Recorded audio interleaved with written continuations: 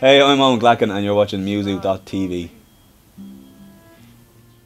There's a green and gold sky tonight. The new single is going to be a song called Carlisle Bridge, and it's the last track on the album. It's the kind of the what we tried to purposely make to being the closing song of the album. We wanted it to be a big sort of crescendo-y closer of a song, so that's what it is. And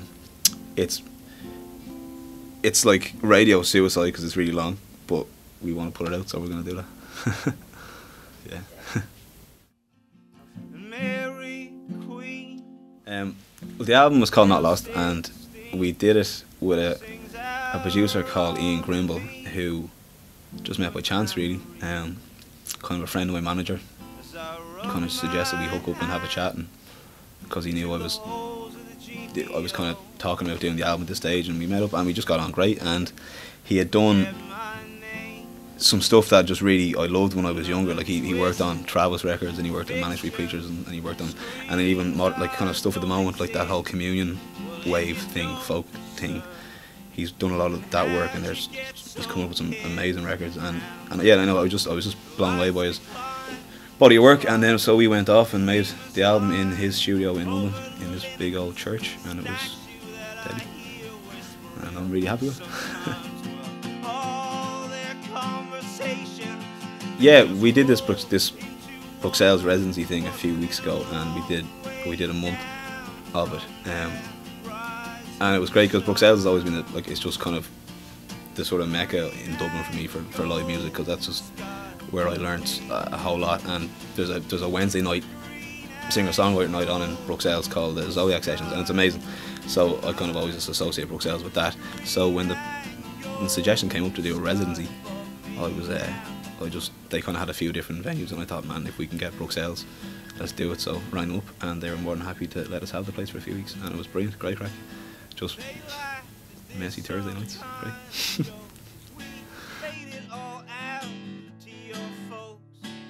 I met Leonard Cohen by, well, I was going to say by sheer fluke, but it wasn't. It was like I went on an absolute mission. He was I just moved to London this a couple of years ago, and there's this composer called Philip Glass had done, who I didn't even realise at the time is this massive, world famous. They even did him in The Simpsons, like he's that famous, but I didn't know at the time. But he did this body of work based on Leonard's book of poetry called The Book Along, and so basically it was on up in the Barbican Theatre in London, and Leonard was going to be special guest. He wasn't performing like that, but he was going to be special guest, so I knew he was going to be there, so I thought, why not give it a chance.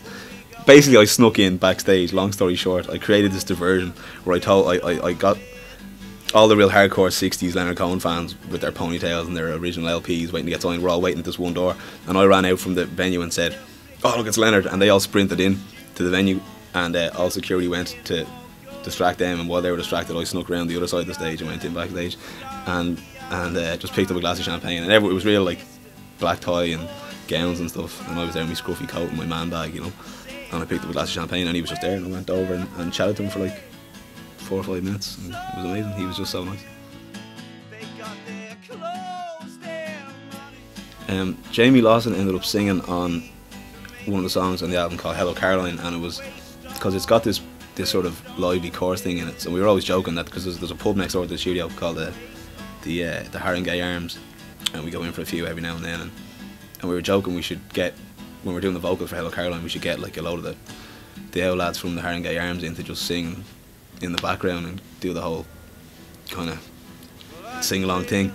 And we never actually did it, and it was on the last day we were doing it, the very last day in the studio actually, we were doing the vocals, the last bit of vocals for another track, and we went in and into Haringey, and I noticed there was a guy sitting there that I recognised from back in Ireland. He was a singer, and I went over, and I'd met him years ago, and I went over and introduced myself and said, "Oh, I'm Owen," and he kind of pretended like he remembered me anyway. I don't know if he did, but we chatted anyway, and he said, "Oh, I'm actually meeting another mate of mine who's a singer, for a pint."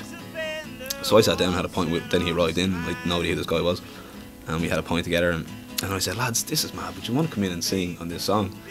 It'd be like really perfect if you did it." So the two of them came in. It was this guy Gary Dunn, and it turned out to be Jamie Lawson, and they went in and did these deadly backing vocals, and we had a few cans in the studio, and then we went round to the pub again and just kept going and had these great kind of music conversations. And then when we went to credit the album the first time, because we released it ourselves and then it got re-released again a few months later, so the first time, the first print of the album, I couldn't find out who the other guy was, so he wasn't credited. And then I bumped into the guy Gary, who I knew, and he's like, "Oh, that was Jamie Lawson." And in the meantime, Jamie had gotten really famous with. I wasn't expecting that, so I was kind of able to boast that he was my backing singer for an hour. Yeah, that was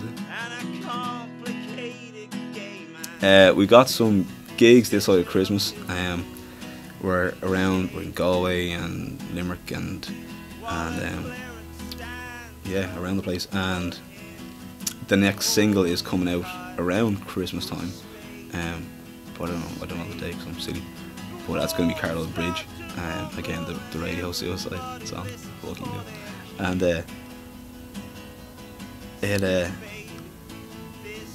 yeah, that's going to be it. And we're just going to put the single out, and then there's more gigs kind of coming in. And in the new year, heading over to the UK for a bit and doing some shows there. And yeah, keeping it.